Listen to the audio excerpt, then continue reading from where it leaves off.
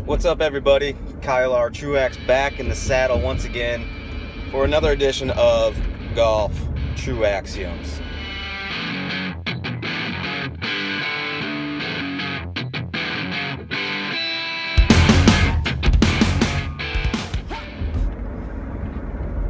So yeah, off to play some golf right now. Just got done watching my DVR'd President's Cup coverage, and that's going to be pretty much the topic of choice today.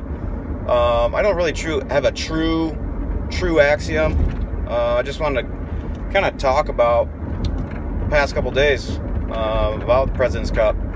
Obviously today with the U.S. win was pretty incredible, great, dramatic. Came right down to the end, which I don't think a lot of people expected, including myself. But overall, the President's Cup isn't going anywhere, guys. For those that have said that it's lost its luster and that it's slowly dying, it's not going anywhere, guys. It might not have the historic pedigree like the Ryder Cup or the dramatics that have come from the Ryder Cup, but it's great competition, and I think it's a huge benefit for the game of golf in general. Those team events are so awesome to watch.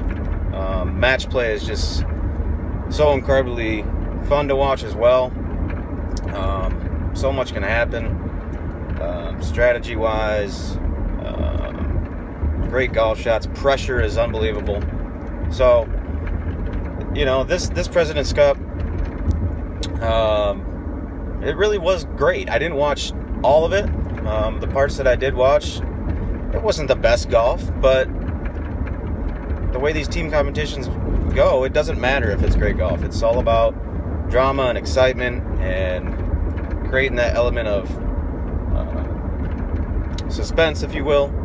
And that's what this tournament brought. I thought Phil Mickelson, I wasn't the biggest fan of, you know, being on the team. I think he had a very suspect year. He didn't really perform well in the majors, and but it just goes to show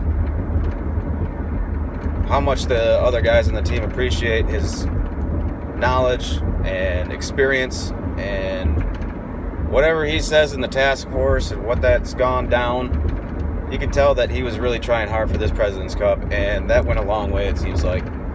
And he surprised me.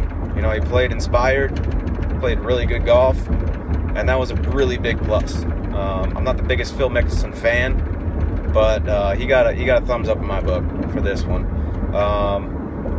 And today with Bill Haas closing it out, you know, he's a very consistent player. He's not going to have huge blow-up rounds. He's not going to go crazy low. He's going to grind it out. And I thought the way he handled down the stretch going against the hometown hero in Sang Moon, played great. And it's got to feel extra special to play for your dad. I mean, I can't even imagine. It's really just a storybook ending to the President's Cup. I thought Bubba Watson missing that 3-footer was going to blow it for us. And then when Lahiri did the same thing, I thought it really opened up the door. But I thought, you know, Bubba and JB together, this is my just little opinion, but I don't think too many of the guys are big fans of Bubba and JB, and I thought putting those two guys together was a good move, and early on it really showed. JB's long, Bubba's super long, and they put together some good matches together, and that was huge points early on. I was surprised that Kirk held his own. You know, he had an injury and coming back. He did fine.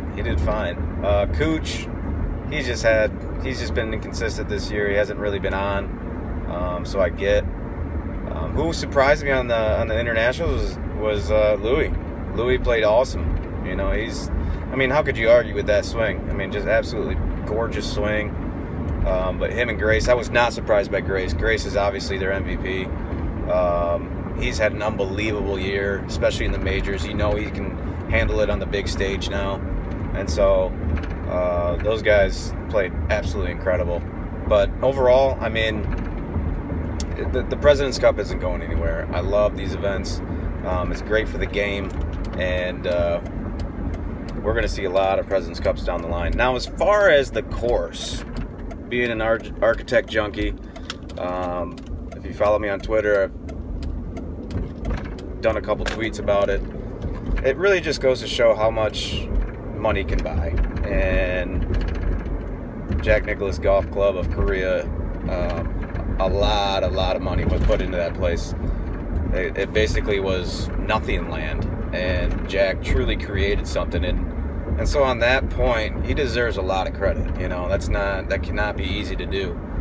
However, with that being said, I have a really hard time with the way this course was set up and the fact that you're getting a lot of these holes that look very, very similar.